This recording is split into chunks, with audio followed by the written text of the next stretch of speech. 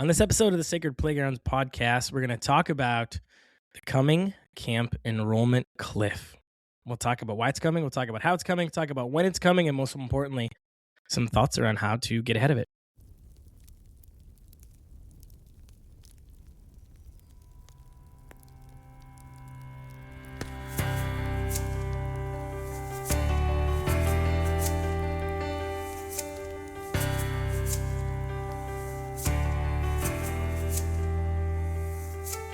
Welcome to the Sacred Playgrounds podcast. We're behind the mic and behind the research, turning insights into impact and numbers into North Stars for camping ministries and the intrepid leaders that serve them.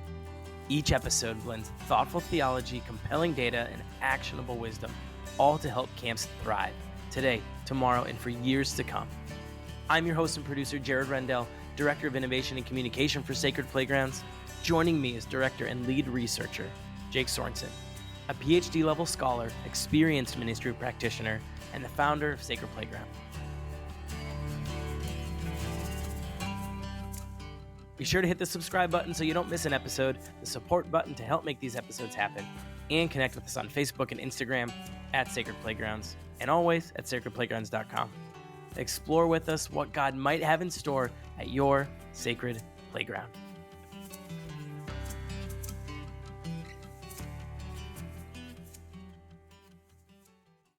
Welcome to the playground. Hi, Jake. Hey, Jared. Good to be here. Good to see you. Always.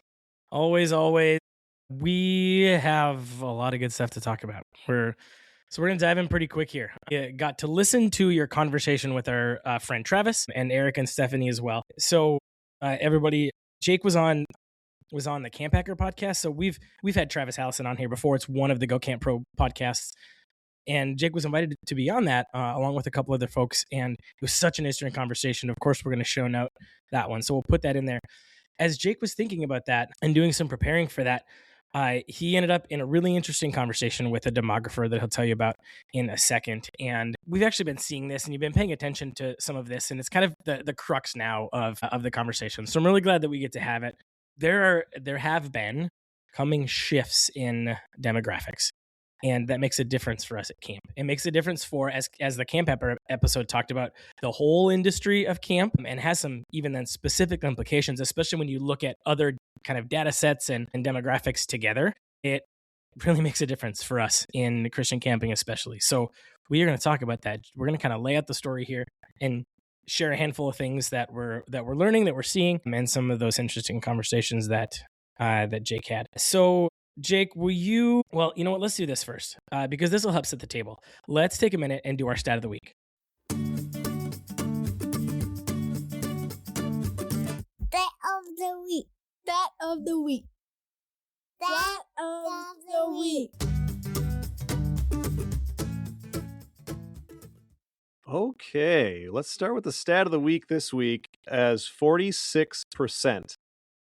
46% of emerging adults, that's adults 18 to 24, but also those 24 to 34, identify as Christian. 46% identify as Christian. And so this is fewer than half of this young adult population. This comes from Pew Research's Religious Landscape Survey. And so they've been doing this every few years. This is recent data from 2025. And it gives us a sense of the trend line in terms of religious affiliation, specifically those who are identifying as Christian. And so when we look at the older cohorts of adults, those who are in their 60s and 70s, we see 75% or even 80% in those in their 70s that identify as Christians. So 3/4 or more. And when we get to the young adults, it's fewer than half. And so we see big shifts happening in religious identification as Christian. And on the flip side of that, we see an increase among those who are younger in those identifying as no religion at all, or the spiritual nuns, NONES, no religious affiliation, where it was only 10 or 15% of those older adults. It's over 40% of those young adults identifying as no religious tradition. And this has, of course, serious consequences for our work in Christian camping. Thanks, Jake. All right, like I said, that sets the table a little bit, and we've seen some of this work in the last, I guess couple of decades. All that terminology around the nuns and and the dones, those that, were connected and left, and from a few different studies and books and things like that. It's interesting to be on, to be a little through that and still now seeing all this play out. And like I said, when we look at those trends, right, studies like that Pew study and some of the work that we've done, and looking ahead, and especially your conversation, which I'll have you talk about here in a second, with this demographics expert, makes a big difference, like you said. So let's dive in. Let us know kind of where that came from and who you talked to, and we'll go from there. Yeah, so when I was invited to be on the Camp Hacker podcast, I was like, oh, demographic cliff, that sounds just like clickbait. And so, is that real? And so, I kind of did a little search, and it's mostly colleges that are talking about this right now, because they're talking about 2025, 2026 being the year where they're going to start to hit the edge of this demographic cliff. And I was like, okay, what does this have to do with camp? And so I actually connected with my brother, who does videography. So he does videos and promos and movies and things like that. And one of the guys that he works with is this demographer named Ken Gronbach. And he's done a whole bunch of work for him. I did a big documentary and everything about demographics. And he's been super excited about this. And so he's like, you know what? I'm going to reach out to Ken and see if, he'll give you the time of day. And I ended up FaceTiming with this like pretty well-known demographer. This guy that keynotes just hop on big FaceTime. I love Fortune that. 500 company meetings and stuff like that. I'm FaceTiming with him at like 7 p.m. and we're just hanging out and talking. We talked for over an hour. And he was super interesting. He was super interested in our work at Sacred Playgrounds. And he's super interested in camp and camp ministry. One, he's a Christian, but two, he's really seeing some of these challenges that younger generations are facing, and really wanted to kind of talk through that and how camp could have some answers to some of these things. And so what he does, so Ken he's an economist in some ways. I mean, he's a demographer, but he's focused on the economy, and he's focusing on what counting people can tell you about markets and market research and market trends. And so he often gives people investment advice based on what we know about the shifting demographics. And he says, I mean, demographics is basically counting people. And so we know how many people have been born in a given birth year in different parts of the country, different demographics of those people, and then what they're likely to do based on that. So we get a sense that, okay, if there are, as we see right now, there's an aging cohort that's really large. We call them the baby boomers, and they're retiring, and they're going to be moving into retirement age and vacations and vacation rentals and RVs. That's why you see camping worlds popping up all over the place, right? Because you've got this older demographic that's buying RVs. And he said, things like healthcare, things like assisted living, all of those things are going to see huge upticks just because of the sheer number of people in that age cohort. When you have a shrinking demographic and your industry is focused on that demographic, you are likely going to take an economic hit. And that is the case of camp. So when I talked about camp, he said, okay, tell me an industry. And I said, well, summer camp. And he said, okay, there's going to be some serious challenges, and here's why. And we went through some of these birth cohorts that we know about in terms of the CDC, how many people were born. We know about population trends. We know about immigration and all of those things. So we can actually see these different age groups coming through, and we can project into the future because of that. And so that's what he does. And we had a very interesting conversation, and he definitely bemoaned the falling birth rate in the United States because he talks about the challenges that Europe and a lot of European countries are facing, and then a lot of the Asian countries are facing that have really, really low birth rates. Places like Japan and South Korea, and their economies are going to be really struggling, and they already are, because of these demographic shifts that they've got, and they've got fewer young people and an aging population. And so the United States has been, and Canada, I will say, have been inoculated against that because the birth rate has kept up with replacement. So you have more people being born than are dying. Sure. And that's part of the data here, right? You guys were talking about this, like, yep. These numbers around replacement, right? The people that are the births compared to those deaths and the rates. there. That's exactly right. That's exactly right. And he also, he talked about some of these demographers' terms. One of them is called the dependency ratio, where you want roughly equal numbers in these different age cohorts.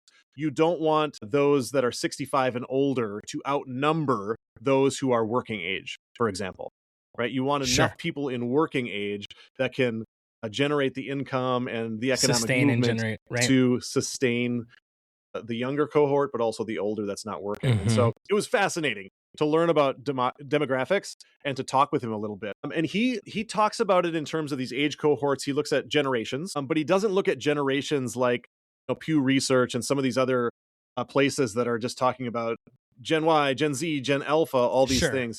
Yeah. Because he's interested. Yes, right. You appreciated this, didn't you?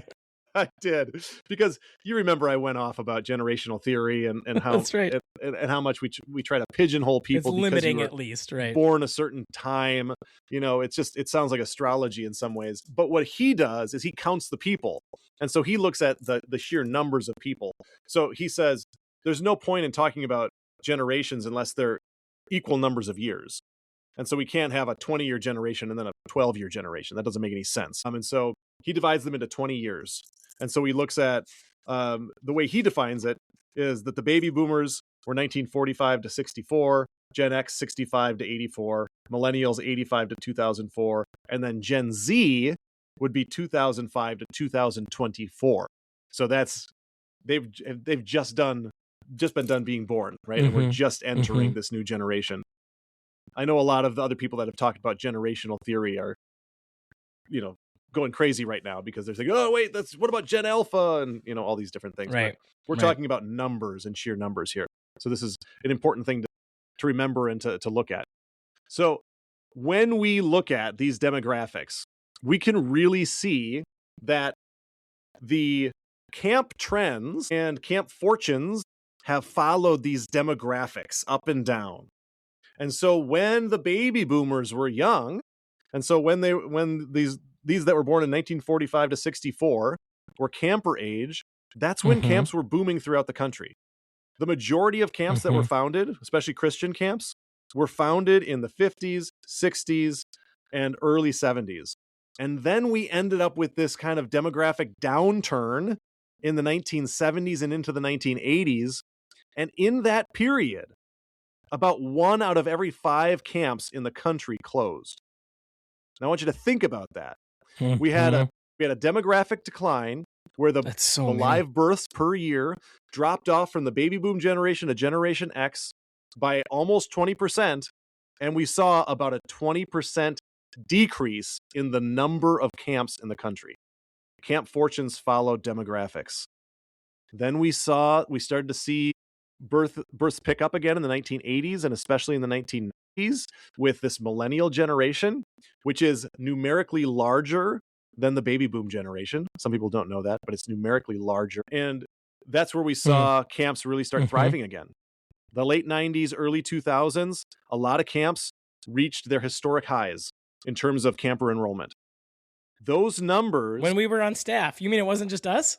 It wasn't. It wasn't just us being awesome, Jared. It wasn't just us. There were actually demographics. Those are my camp summers. So my college, my counseling. So we started seeing a decline in the number of live births in the early 2000s, and then it started picking up again. And it peaked in 2007. And so this is a key year. I want to highlight 2007. If you got your highlighter, go ahead and highlight that. Because 2007... Yeah, you're giving us kind of a timeline here, and this is helpful. Yes. Like, I did this when I was listening to... Because you shared some of this in Camp Hacker, but how you're doing this timeline is helpful now. These chunks at time. Write this down, folks. Yep. So you can actually you can pull this off the CDC website, and you can see the live births on a trend line. And it just goes up and down, up and down. And camp enrollment is going to lag behind that by 8 to 15 years. Because 8-year-old is about the youngest age camper that we have. So that's when we start coming into camp. Some of us have 6 and 7-year-olds, I understand. But 8 is really the beginning of the core age of group of campers. The median camper age is 11 or 11 and a half, right? Depending on the camp. And then by age 14, 15, fewer of them are coming to camp. in those high school years, right? So we've got kind of that core age group. So the camp enrollment is going to lag behind this birth trend line by about 11 years because that's the median age of campers.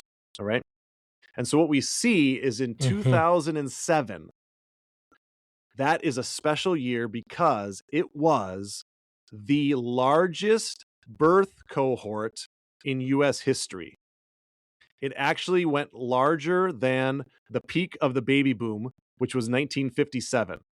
Okay, so in 1957, there were 4.3 million babies born in the United States. In 2007, there were 4.31 million born. Okay, so just slightly higher, but it peaked again. This is key because I said it's a peak. And when you look at the trend line, you can actually see it start to dip right after 2007. Now, we remember because we were alive and we were working at camp in 2008 and 2009. We call that the Great Recession. We call it the Great Recession, everybody. And so you said it out loud, and we remember this time as a time of economic downturn. It was also a time when people started having fewer babies, and it did not recover. So we saw a decline from 2007 all the way through 2010 based on this Great Recession. And then it sort of leveled off for a few years. Right. And this is important because we had this decline, and then it sort of leveled off from 2010 to 2016. It was lower than the peak by about 8.5%, but it was steady. And then in 2016, there was another crazy milestone, and it happened in politics. And our history classes are going to teach this for the rest of US history. It was the year Donald Trump was elected president. And after 2016, we start to see a decline again in the number of live births. And that decline has continued. It continued right into 2020 with the COVID-19 years. It's sort of leveled off, but we're starting to see it decline again. So 2023 was the year of the fewest live births since 1979. And so we're going back down low into those trough years again.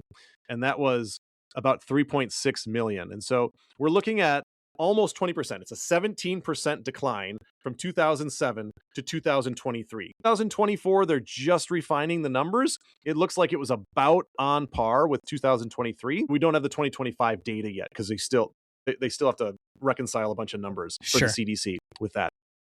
And so that's kind of the shape of the line.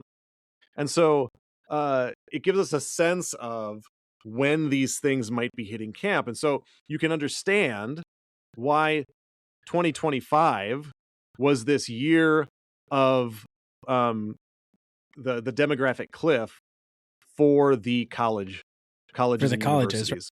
Because the peak birth year was what year? 2007.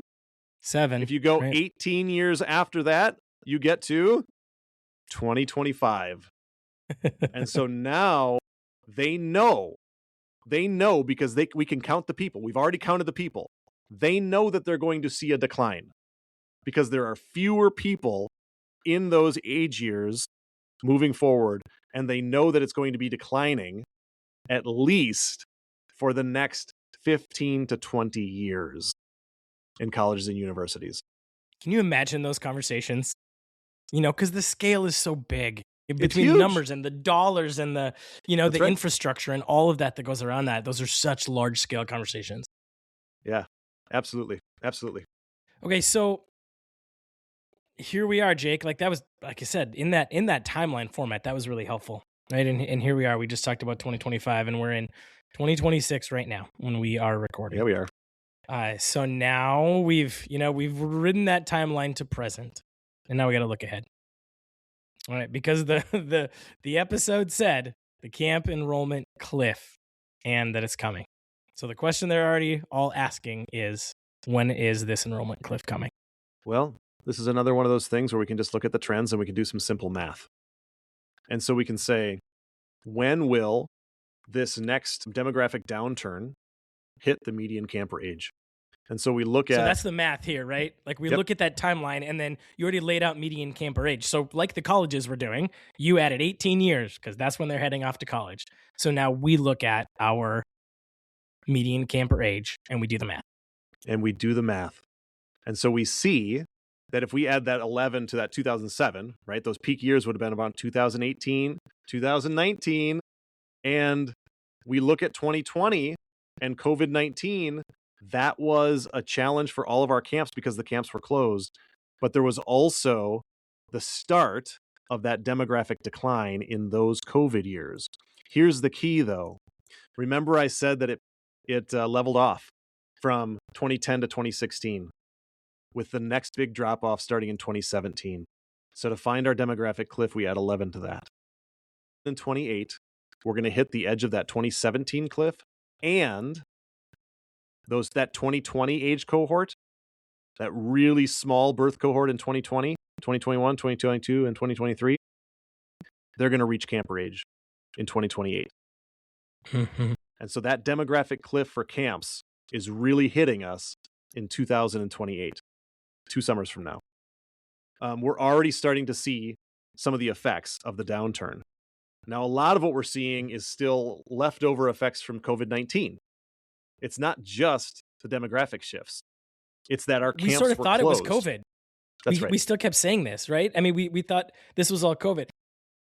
You know, because like even now, right? OMC, director survey and at least anecdotally from like Compass with 3CA and other things, like we see like camper numbers are already one of their number one.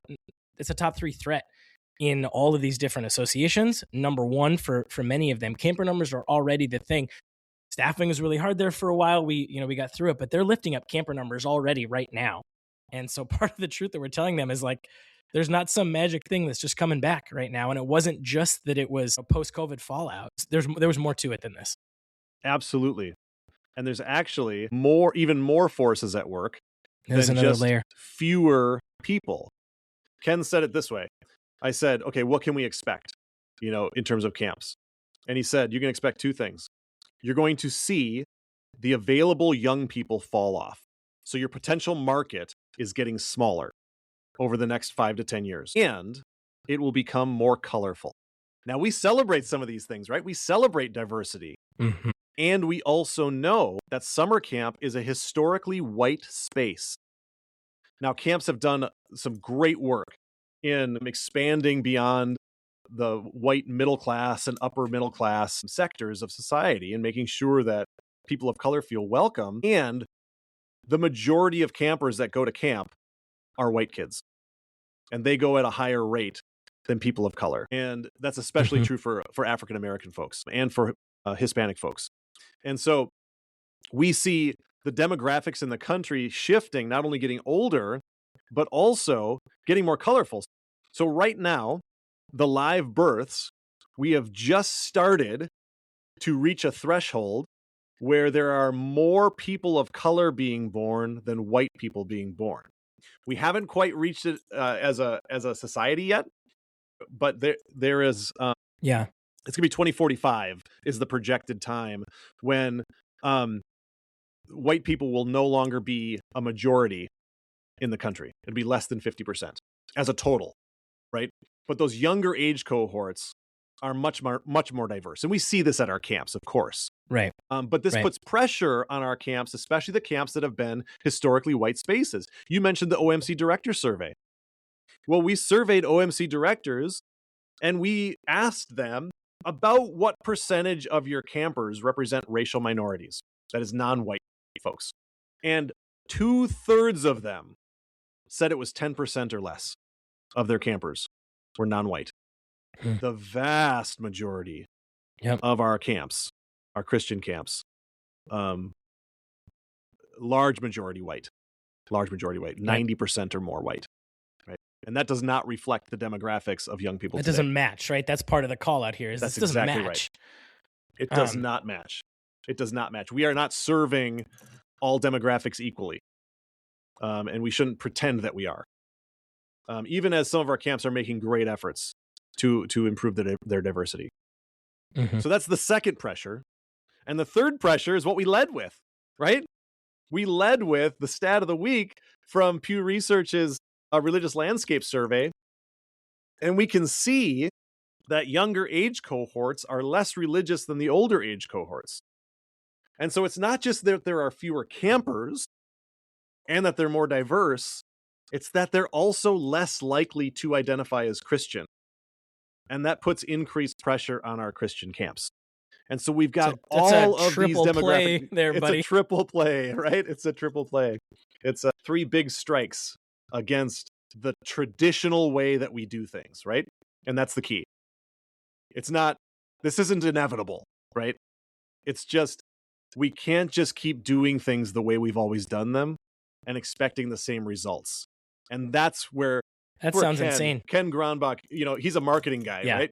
And so he talks about this. It's like, you are marketing to a demographic that is getting smaller and smaller, and you're trying to do the exact same thing or sell the exact same product.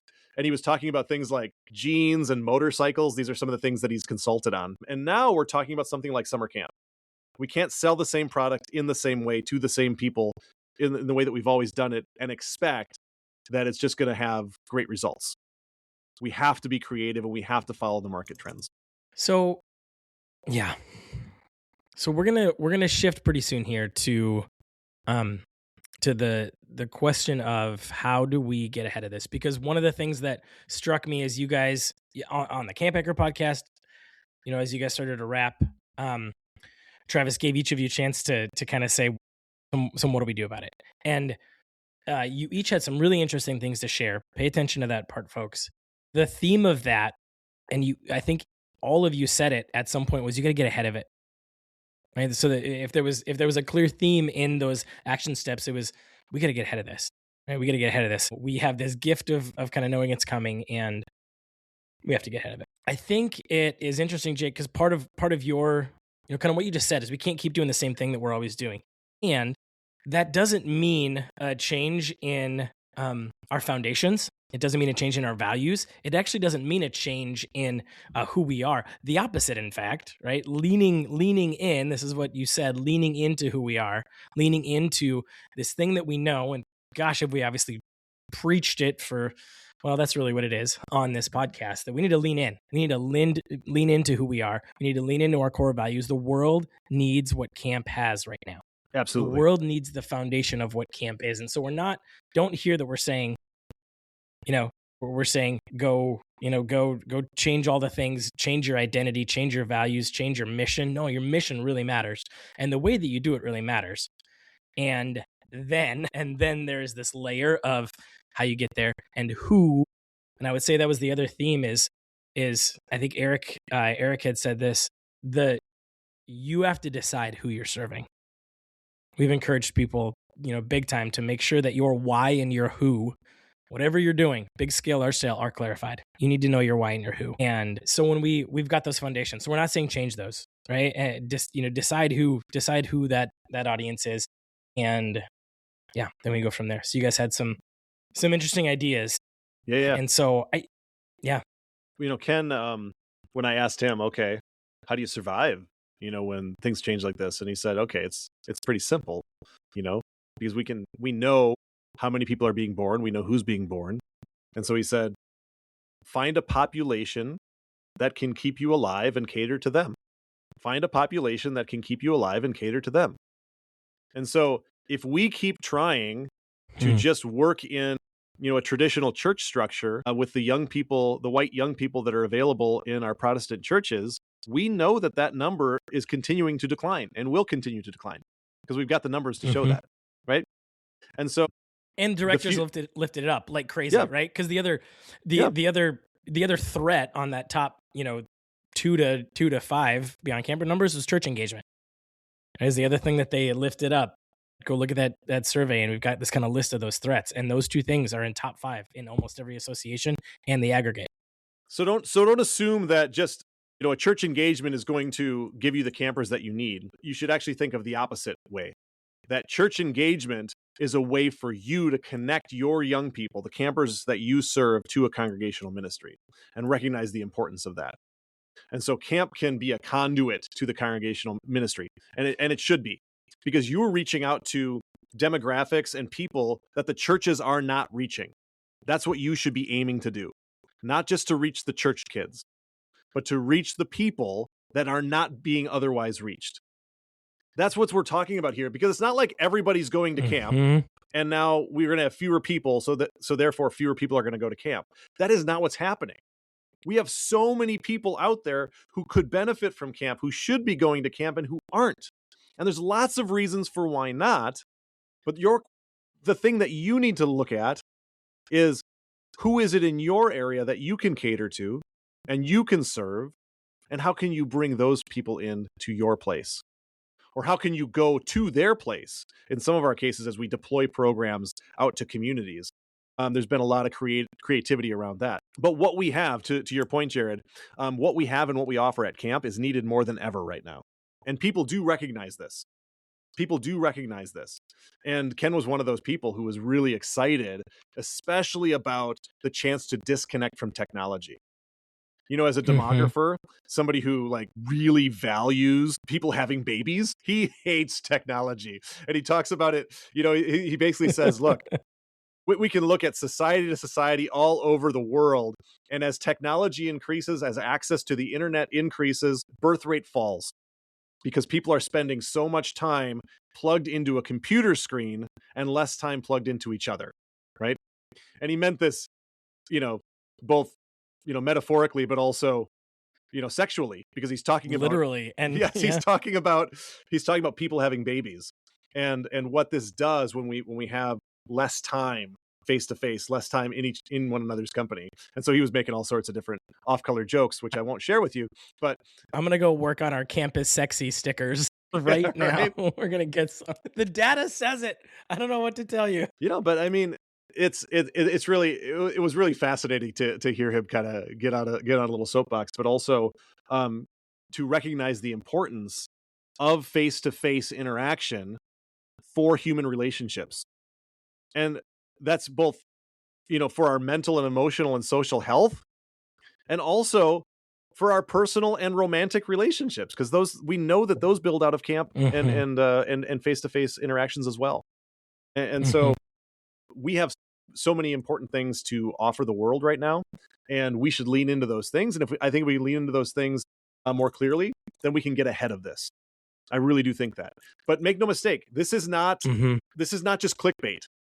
Like, we have the numbers, and we know that this demographic cliff is coming. And 2028 is that date that I'm giving you, because that's where there's going to be more pressure, and it's going to become more difficult on a lot of our camps. All right, Jake. So we started to get there, but I want to get there specifically now. If 2028 is coming and we need to get ahead of it, we're talking right now. We're talking right now, right? We're talking about getting ahead of this right now. And so here's what I'm going to do. That's what we're going to try to begin to answer. I've got 5 or 6 of these, and I'm gonna say it and lift it up. And some of these kind of came a little bit off of what you guys talked about in Camp Hacker and some of the other things that we've begun to talk about. So I'm going to lift some of these up. Yep. And say a bit, and I'm going to encourage you to say some. So this is the beginnings of answering some of these questions. How do Christian camps in particular get ahead of this? How do we start to get ahead of this? Because we need to. That was clear. How do we start to get ahead of this? So here's one. One is a larger market share. You guys kind of began to speak to this, but not everybody's coming to camp, and the numbers are dwindling, right? The math says the numbers are dwindling. So we need a larger percentage of people coming to camp to be able to sustain this, right? So a larger market share of folks that, right, we've got, here's this whole population, X% of them engage with camp in some way. We need that to get bigger. We need our market share to grow. We need more kids coming to camp, a higher percentage of, not just kids, we'll get there in a minute, but a higher percentage of people coming and engaging with camp than we have right now. So part of how we get ahead is a larger market share, right? Correct. Okay. I think the second, go ahead. Keep going. So larger market share is 1, right? 2 is, and you started to talk about this, but I'll let you say more on this in particular. 2 is intentional diversity. Yes, absolutely. The numbers tell us that we need to have intentionality in our diversity, particularly racial diversity, but that's also a bigger picture too. But we need to have more intentional diversity. Yes. So this is so clear. And so one of the things that Ken talked about was that one of the only reasons that the United States population continues to grow is not just because of birth rate, because we're just barely at replacement birth rate. It's immigration. Immigration is what has really fed the US economy and these younger age cohorts getting larger. And so when we see immigration policy that has been detrimental to that, that's another part of this demographic cliff. That's why 2016, the start of the first Donald Trump term, and now during the second term, where there's these anti-immigration policies, that's really putting pressure on the demographics of this country. We do see, however, the younger age cohorts becoming much more diverse, and that means that we as camps need to cater to a more diverse population. And so if we see that 2/3 of our camps are serving 90% or more just white kids, that's a huge portion of the market share that you are not even coming close to reaching. And so as the white population becomes a smaller and smaller percentage, that 90% that you have is going to be smaller and smaller. So getting more diverse really, really does matter. Camps that thrive, those numbers will not look the same for the camps that thrive. That's right. Yeah, I think you're right. Okay. And they don't right now. When we see camps that are doing well enrollment wise, they're more diverse than the camps that are not doing so well. Mm-hmm. Yeah, that's right. Okay, so this one was interesting, and Stephanie actually brought this up on the Camp Hacker podcast. This idea of getting off site, getting out of bounds from our right. We know we have this special set apart sacred place, and we have a really hard time getting out of it sometimes. And so the idea of offsite programs and getting creative and connected in programs offsite. Absolutely. Going with Deploy the people, your right? programs. We said this. Mm-hmm. Day camp, traveling day camp, doing those sorts of things, doing lock-ins and retreats, doing things at other people's sites. Deploying your programs and your program staff helps prove that you are a partner with these folks and helps empower their ministry spaces. When you're a close partner with them, it's a feedback loop. It's a positive feedback loop. That goes with your churches, that goes with your local schools, and youth serving agencies, all sorts of things like that. There's so many opportunities for partnership that can help grow your ministries and strengthen those partner ministries that you believe in as well. You already got to the next one because creative partnerships was the next one that I was going to lift up. Absolutely. And this likely are not folks that you're currently partnered with. And they are not just churches. These are much more community organizations, hyper-local, regional, whatever it is, organizations that creative partnerships will make a big difference there. And the best churches are already doing that. Going to your audience, and the best are already doing that. Yeah. The best churches are already partnering with these community organizations. The ones that are just stuck in this old model of doing church, people come to us because we ring a bell and we have worship services. If they're not community minded and they're not partnering with their community, they're not a thriving church. And so lean into your partnership with churches and lean especially into those partnerships that are community minded and are working to welcome other folks into their space and not expecting just conformity from everybody that comes into their space, because that's how we're not going to grow.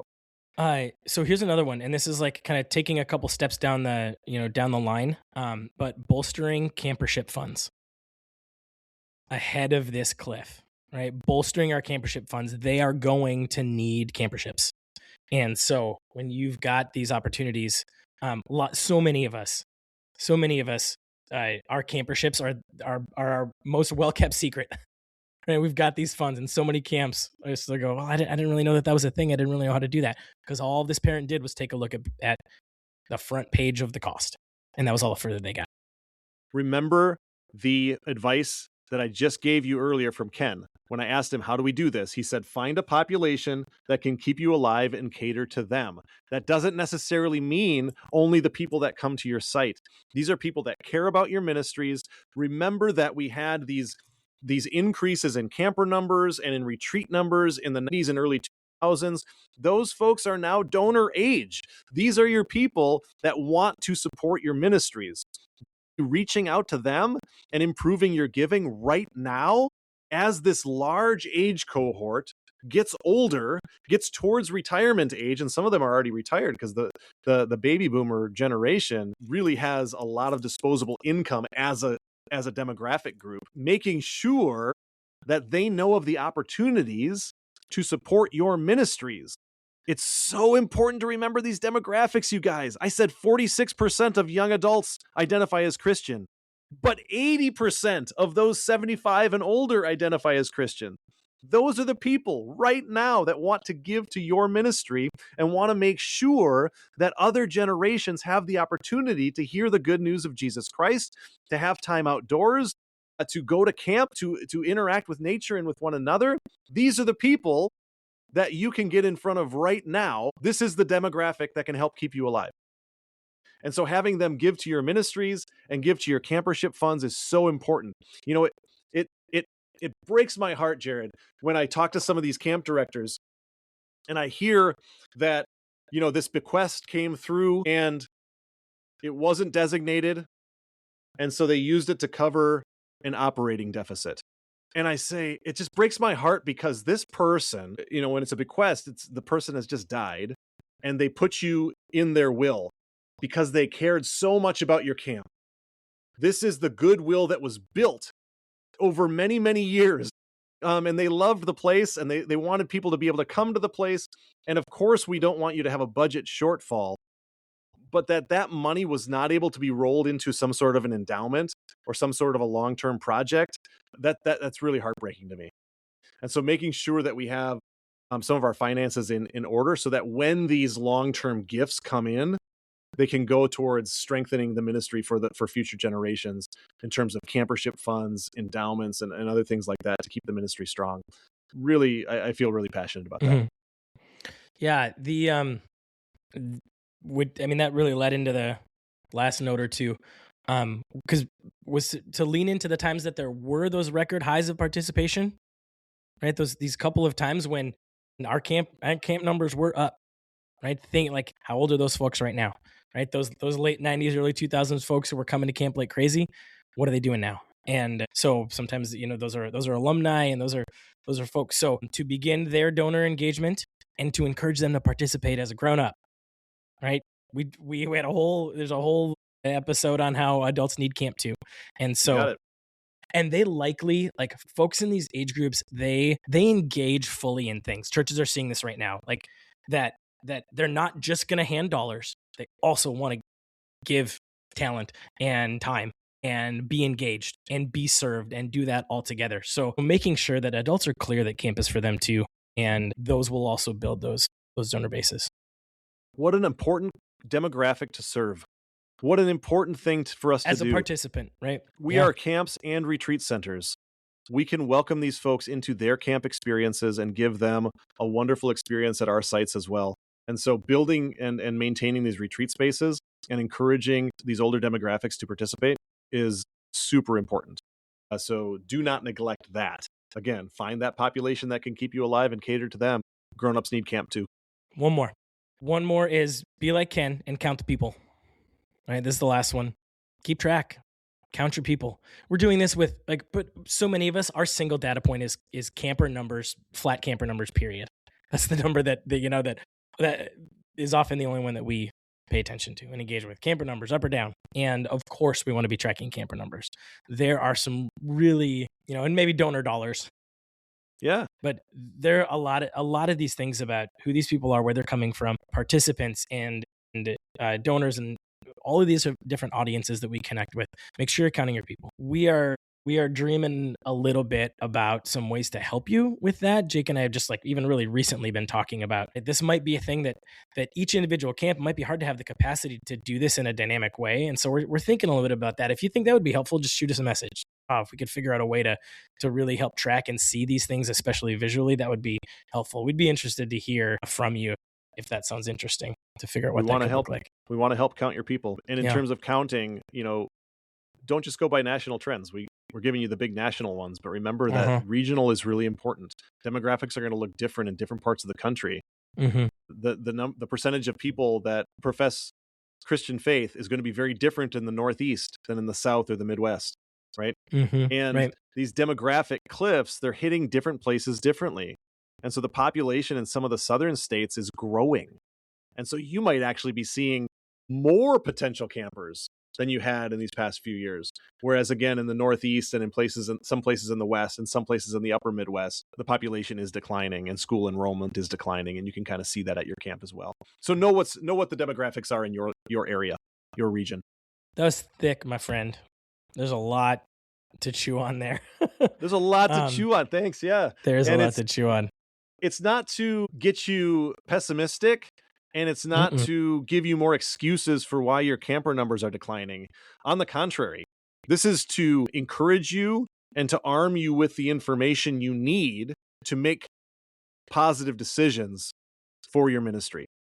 What a gift being able to be proactive is, right? You know what I mean? That's part of what this does. These conversations and this data gives us the gift of proactivity. That's right. And we've got to open that gift, right? Versus we can see the future. 2020, we can see the future, right? Versus 2029 going, oh, what happened? 2030 going, oh, what happened? We got to consider closing. We got to consider whatever this doomsday kind of feel would be, right? So here we are. We've got some ongoing, yes, but some ways to get ahead of this. So we just covered a handful of those. If you've got, another thing that you've seen, whether it's creative program, creative audience, whatever it is, if you've got another thing that you've seen, hit us with a comment there. That'd be great. Jake, before we wrap, we're going to do our flipped quick camp question. Quick camp question.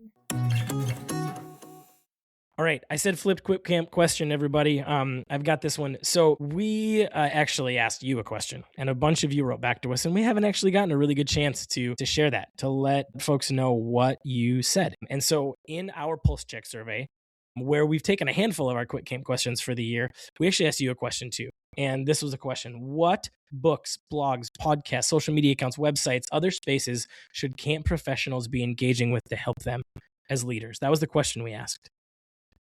And outside of it, a couple quick thoughts. We haven't really told you what you collectively said. So I want to do that quick. I want to share kind of 4 quick categories of things, and I'm just going to give you a list. And we'll try to type these out, and then you can go Google them. And we'll go from there. Okay. So here we go. Here are 4 categories. I'm going to list some podcasts. I'm going to list some books.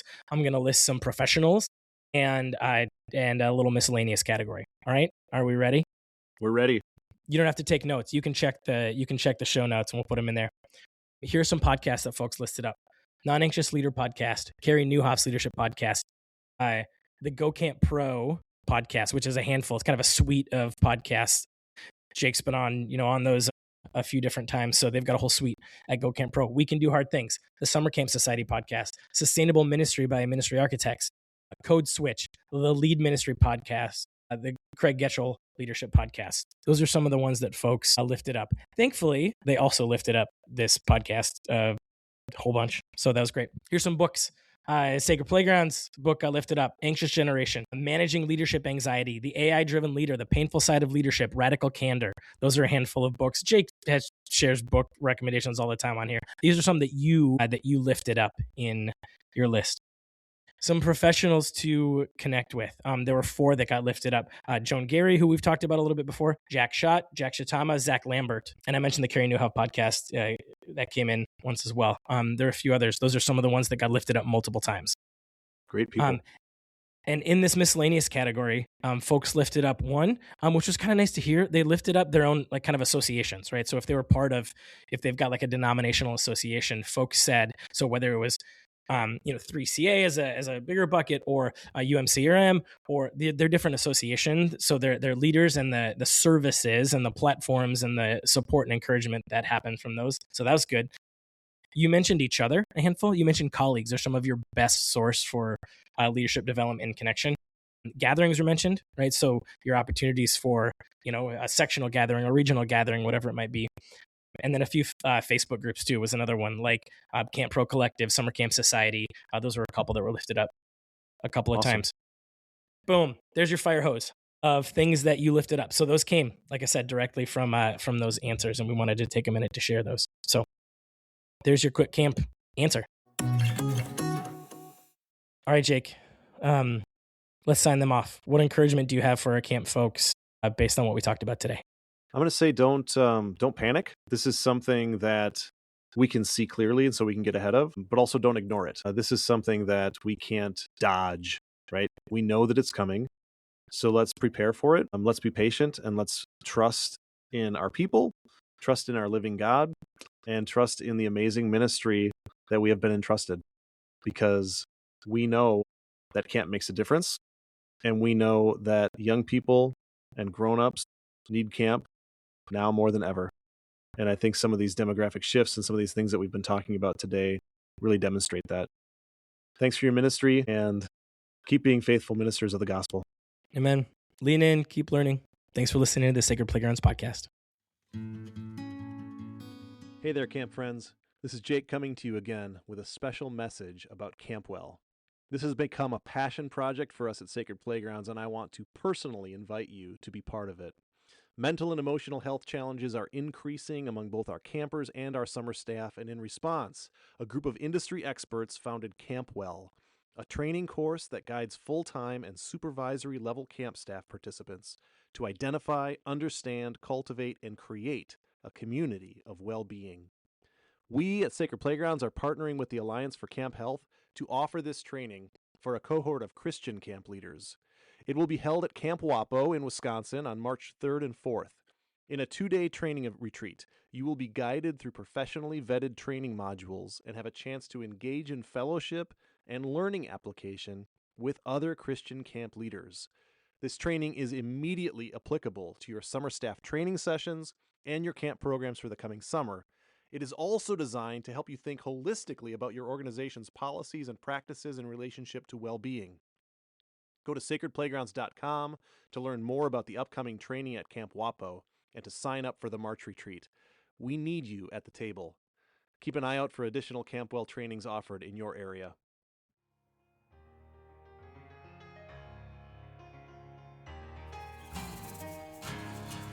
Thanks for listening to the Sacred Playgrounds podcast.